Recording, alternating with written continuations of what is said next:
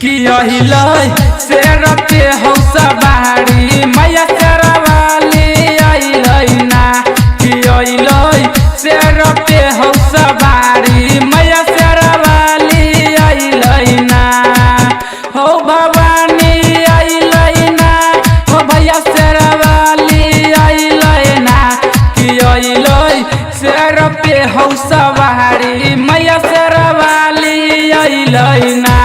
कि अइलय शेर पे हौ सवारी मैया शेरवाली अइलय ना।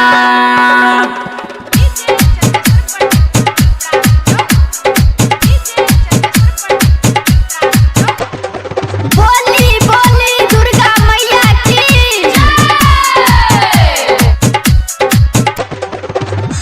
कि मैया सबके करत उधार आई बगलै हो शेर पे सवार हो भैया एलै शेर पे सवार कि मैया सबके करत उधार आई बगलै हो शेर पे सवार हो भैया एलै शेर पे सवार कि संग में एलै भैरव भैया मैया शेरवाली अइलय ना कि अइलय शेर पे हौ सवारी मैया शेरवाली अइलय ना।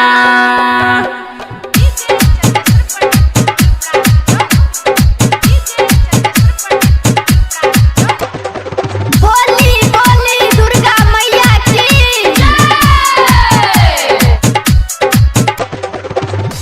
कि मैया के महिमा छै महान जान सगरो जहान हो भैया सगरो जहान कि मैया के महिमा छै महान जान सगरो जहान हो भैया सगरो जहान कि खरे खरे दै छै अनधन मैया शेरवाली अइलय ना कि अइलय शेर पे हौ सवारी मैया शेरवाली अइलय ना।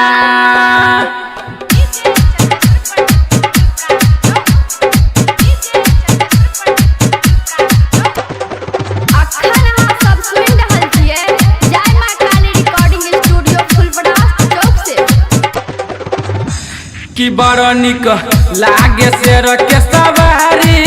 डीजे रूपा कहे पुजारी हो भैया रूपा कहे पुजारी कि बड़ निक लागे शेर पे सवारी डीजे तन देशवर पुजारी हो भैया तन देशवर पुजारी कि गायक ओमनी रमलिया कहै छ हे मैया शेरवाली अइलय ना कि अइलय शेर पे हौ सवारी मैया शेरवाली अइलय ना हो भवानी अइलय ना कि मैया शेरवाली अइलय ना कि अइलय शेर पे हौ सवारी मैया शेरवाली अइलय ना कि अइलय शेर पे हौ सवारी मैया शेरवाली अइलय ना। डीजे चंदेश्वर पंडित फुलपरास चौक।